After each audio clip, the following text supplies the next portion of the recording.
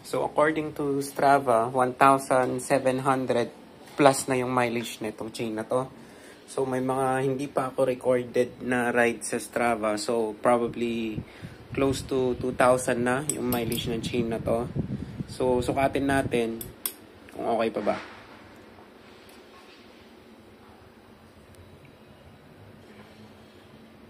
You know?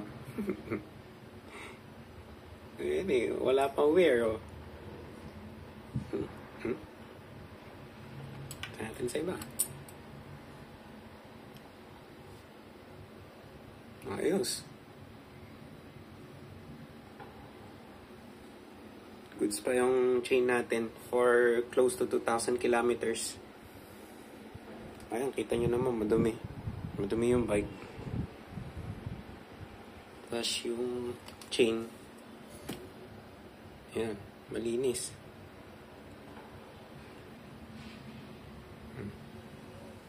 Walang mga buha-buhangin yan. Ayan.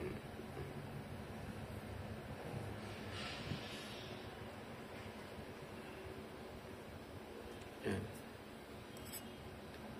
Yan mga yan, wax yan. So, punas lang yan. Or dry brush. Tatanggal na yan. Tapos re-apply na lang ulit ng wax. Oh. Oh. Kaya yung mga hindi pa naka-wax yan, mag-wax na kayo. Oh. Oh. Diba? Sulit.